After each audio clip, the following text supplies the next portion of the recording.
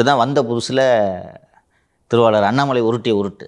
திருக்காட்டுப்பள்ளியில் ஒரு அற்புதமான பள்ளி, எங்கள் ஊர் 60-70 வருஷமாக நடத்திட்டு இருக்காங்க. சேவை மனப்பான்மையோடு கிறித்துவ மிஷினரிகள் நடத்தக்கூடிய பள்ளி. அவர் புள்ள சித்தி கொடுமையினால செத்து போச்சு, எலி மருந்து தின்ட்டு செத்து போச்சு. மதமாற்றம் பண்ணிட்டாங்கன்ட்டு உருட்டி 2 மாதம் ஓடிச்சுப்பா. 2 மாதம் ஓடிச்சு.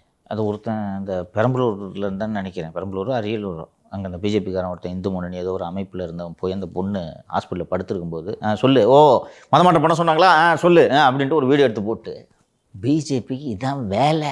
ரோட்டில் ஒருத்தர் கறி வாங்கிட்டு போகிறார், ஒரு 5 கிலோ கல்யாணத்துக்கு கறி வாங்கிட்டு போயிட்டுருக்காருன்னு வச்சுக்கேன், மாட்டுக்கறி எடுத்துன்னு போகிறான்னு அடியிருது. அங்கே நீ போய் அதை கறியை பார்த்தா கூட அது ஆட்டுக்கறியா மாட்டுக்கறியான்னு உங்களால் கண்டுபிடிக்க முடியுமா?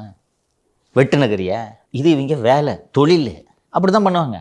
தேர்தல் வருது, இன்னொன்று நீங்கள் யோசிக்க வேணாமா? அவங்க கூப்பிடுவாங்க, நம்ம போய் அங்கே என்ன ஆர்ஜேடிக்கு என்ன எவ்வளோ ஓட்டு வாங்கி கொடுத்தோன்னு உங்களுக்கு தெரிய வேணாம். இவருக்கு என்னென்னா நம்ம ஒரு பெரிய தேசிய தலைவர் விபி சிங் மாதிரி கூப்பிட்றாங்க நம்மள நினச்சிக்கின்னு போய் கெடுத்து விட்டோன்ட்டார்.